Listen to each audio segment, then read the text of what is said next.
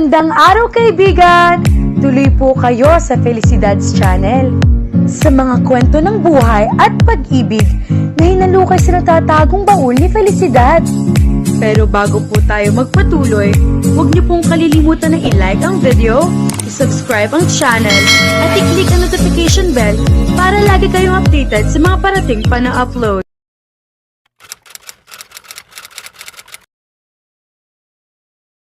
I'm happy that you came with me, but at the same time, I feel guilty. Hindi man na kita na ipagpaalam sa mga magulang mo. Wika ni Jonas kay Mindy habang nakahilik ito sa dibdib niya. Kasalukuyan silang nasa eroplano patungo sa Spain. Ang simpleng pagbibiro niya ay tinutuon nito. Sumama nga sa kanya si Mindy para sa 2 linggong bakasyon. So much for being my responsible boyfriend. Huwag mo nang isipin ang tungkol doon, okay? Pinayagan naman ako, kahit ako lang ang nagpaalam eh. Iyon na lang ang mahalaga. Bumuntong hininga siya.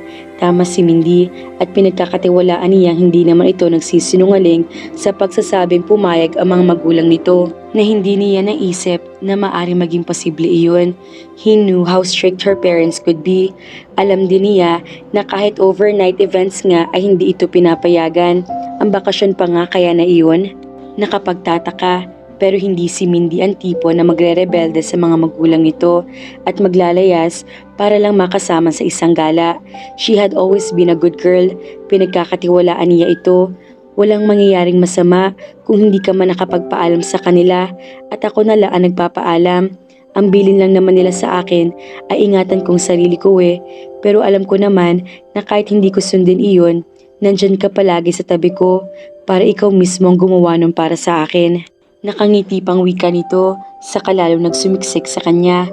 Nawala lahat ng sama na nararamdaman ni Jonas dahil sa ginawa ng nobya. Nararamdaman niya na tila may kakaiba rito nitong nakaraan. Sweet si Mindy, pero ngayon ay tila naging extra sweet ito. Iniisip na lang niya na dahil iyon sa gusto nito makabawi sa kanya. Dinamdam din siguro nito na nagalit siya. Kaya ginagawa ang lahat ng bagay para maging masaya siya. Naitagumpay naman si Mindy. Masayang masaya siya na ngayon ay makakanya niyang gumugol ng 2 linggo na kasamang nobya. Pumayag din ito na ipakilala niya sa mama niya. Hindi pa man sila legal sa mga magulang nito, masaya na siya na kahit sa parte niya ay kaya nang gawing legal ang relasyon nila. Niyakap ni Jonas si Mindy. He felt more than content when he did that. Nahihiling niya na sana ay panghabang buhay na magawa iyon sa nobya. Kung sana nga lang ay pumayag na ito magpakasal sa kanya, maaring mawala ang mga insecurities niya. Pero ayaw rin niya maging unfair dahil hindi pa ito handa. Pasasayahin na lang niyang sarili sa mumunting ginagawa nito para makabawi sa kanya.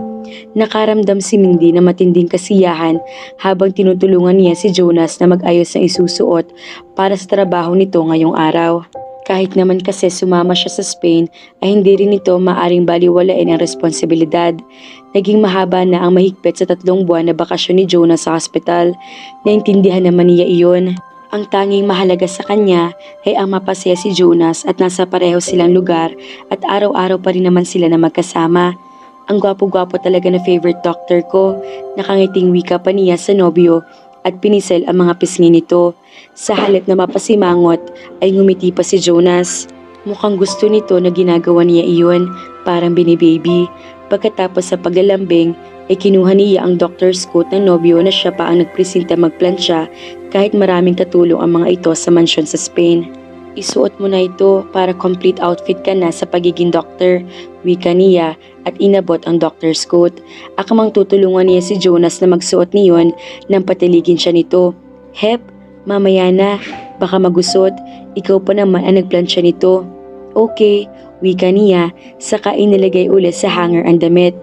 Pagkatapos niyang ayusin ang damit na nakahanger ay kinuha na iyon ni Jonas. Sabay sila naglakad patungo sa garden kung nasaan ang mama ng nobyo na si Dr. Elvira.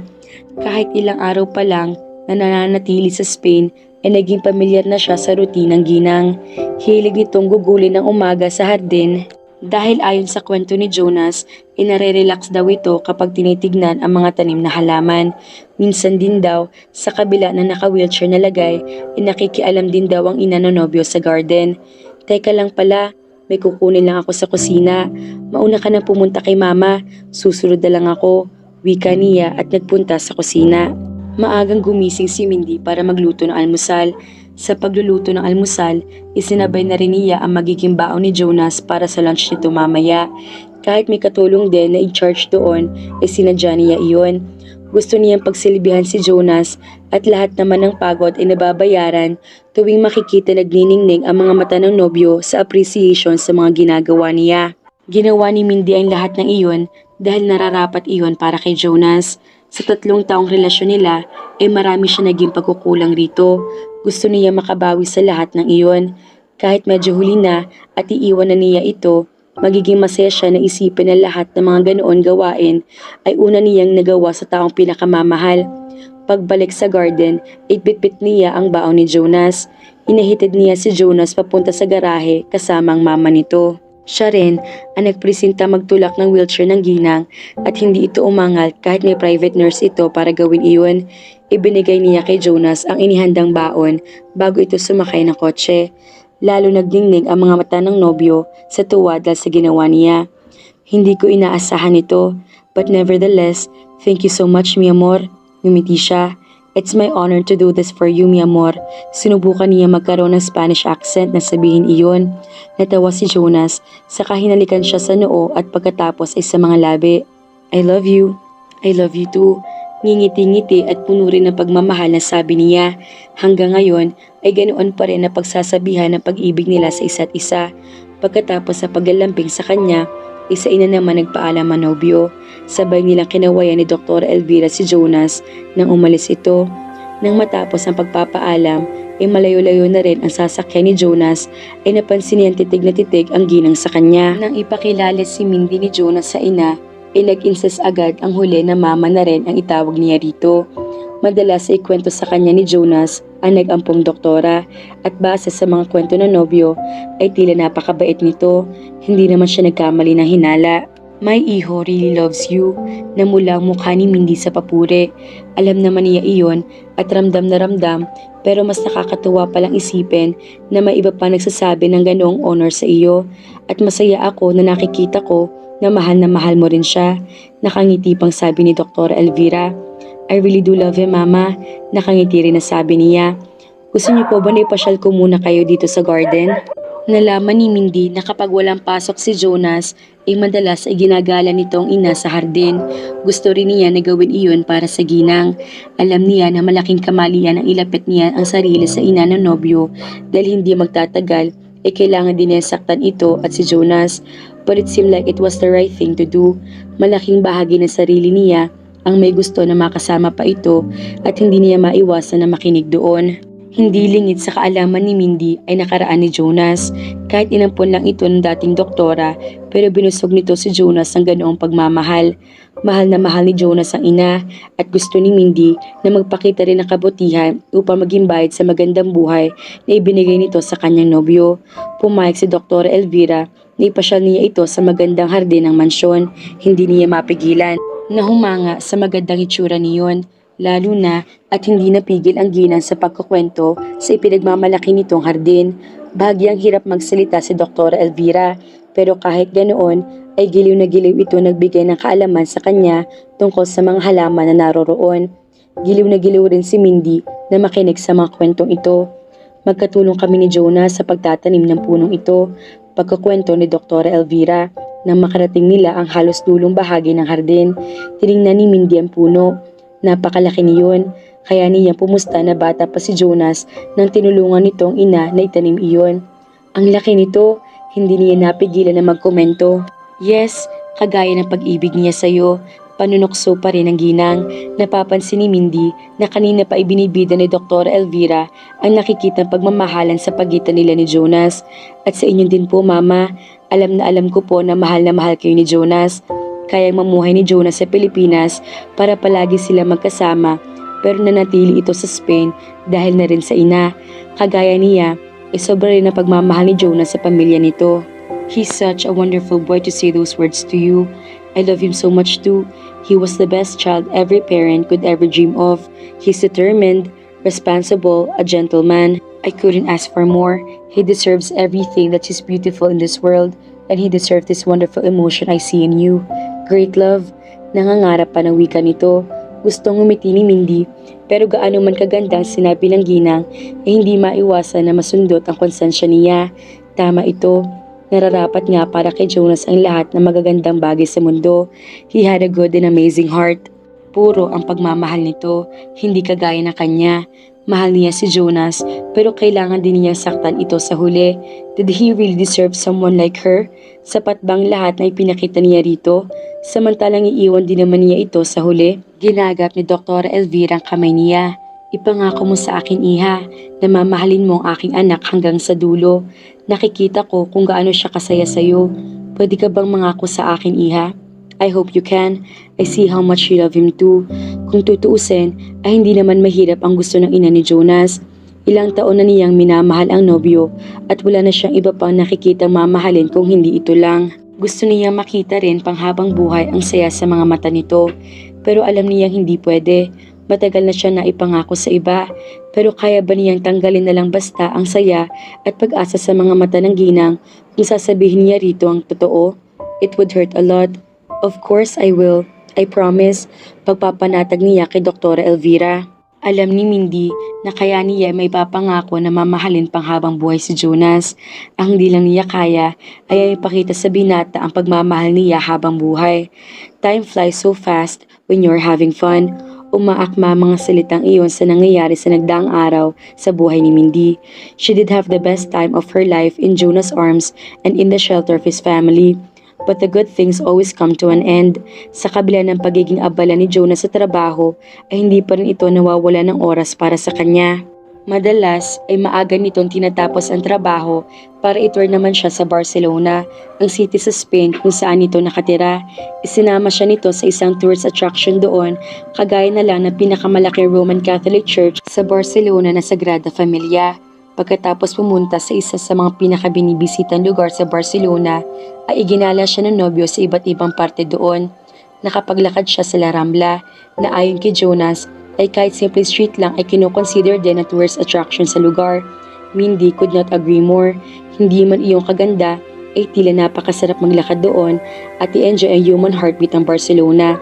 Pero ang pinakanagustuhan talaga niya sa syudad na kinalikihan ni Jonas ay ang Magic Fountain Show, o mas kilala sa Spain bilang the Font Magica Fountain. Kung tutuusin ay simpleng fountain lang iyon, pero may kakaibang naramdaman si Mindy sa pagtingin doon. Tila may mahika na maranasan ang magandang pagtatanghal ng tubig, ilaw at musika. Hindi naman minsan na nakakita siya ng ganoong klase ng fountain. Nakarating na siya sa Las Vegas at napanood rin niya ang magandang dancing fountain lights ay musical show doon. Pero kakaibang dating sa kanya ng fountain show na iyon. Naiisip lang ni Mindy na kaya siguro ay dahil na rin kasama niya si Jonas. Kaya sarap panoorin ang magagandang tanawin kapag pakiramdam mo ay mahika talaga ang paligid dahil kasama mo ang pinakamamahal mo. Pero lahat ay may katapusan. Malapit na matapos ang 2 linggong mahika ni Mindy. Malapit na niyang iwan si Jonas. Day off ni Jonas sa huling araw ng bakasyon ni Mindy sa Spain. Dahil ang purpose naman ng pagpunta niya sa Spain ay para magkasama silang dalawa, ay ginugol nila iyon na sila lang dalawa. Lumipad sila patungo sa Ibiza, Spain, na isa sa mga matagal na niyang pangarap na puntahan mula bata pa siya. Ang Ibiza, Spain, ang isa sa paborito nightlife playground sa Europe. Maaring marami ang magtataka na isa iyon sa mga lugar na gusto niyang puntahan. Pero dahil isang babae na hindi gaano nakararanas ng kalayaan, ay nasasabik siya sa mga ganoong klase ng lugar. Isama pa na madalas din niya nakikita na mag-DJ sa lugar ang isa sa mga iniidolong tao na si Paris Hilton. But Mindy was not only interested in Ibiza for its nightlife, it was also about its beautiful beaches. Gusto niya maranasan ng boat cruise at ang panoorin ng perfect sundown setting doon. Hindi naman siya binigo ni Jonas at ng Ibiza. She had the happiest time in Ibiza. Nabisita nila ang ilan sa mga tagong coves at beaches sa isang mellow na isla na talaga namang kahanga-hanga ang pagkaasul ng tubig. Napaka-romantic din ang sunset habang pinapanood nila iyon sa beach malapit sa hotel kung saan sila nag-check-in. Nang magabi na ay nagpunta sila ni Jet sa beach bar. Pakiramdam ni Mindy ay malayang malaya siya habang magkasabay sila nagsasayaw ni Jonas sa musika na naroroon. Wala man si Paris Hilton sa lugar para mag-DJ, masaya naman siya na nakikita na kagaya niya ay masaya rin si Jonas. Extra package nga dahil magaling si Jonas sa sumayaw. Agaw atensyon pa ito sa bar dahil doon, and Mindy could not help but be proud of her boyfriend. I love you, I love you, I love you. Paulit-ulit na bigkas ni Mindy nang maramdamang tila nahihilo na siya. Dahil nagbar sila ay hindi maiiwasan na mapainom siya ng alkohol. Kaunti lang naman ang nainom pero ang lakas ng tama na iyon sa kanya. Siguro ay dahil na rin iyon sa unang beses niya. Maingay palang girlfriend ko kapag nakakainom. Ngingiti-ngiting wika naman ni Jonas habang inaalalayan siya na maglakad. Pabalik na sila sa hotel pagkatapos ng party. Bakit ganun ang sagot mo? Di ba dapat may katugon ng I love you ko? Kunwari ay nagtatampo pang sabi niya. Pinisil nitong ilong niya. Kailangan ba palagi? Nasanay ako na ganoon ka eh. Baka mamaya, kaya pala hindi mo sinabi ay dahil nawalan ka na ng amor sa akin. Ang daming babae na humahanga sa'yo sa bar kanina. Natawa si Jonas at pagkatapos ay lalong hinigpitan na pagkakaakbay nila para na rin sila magkayakap habang naglalakad. If I were attracted to any one of them, hindi na sana kita sinamahan pa sa pagbalik sa hotel. I still could have parted with them and just left you behind. Pero nasaan ako? Nasa tabi mo ko. Don't ever doubt my love for you, mi amor, because it will never fade. Bakit ba kasi nauso pa arranged marriage? Mga ka-felicidad, Naiiyak tuloy ako na alam ko nalalapit na ang paghihiwalay ng ating mga bida. Diyos ko, Mindy, kailan ka ba magigising na sana yung puso mong sundin mo? Maawa ka naman kay Doc Jonas na asang-asa. Kaya naman, abangan.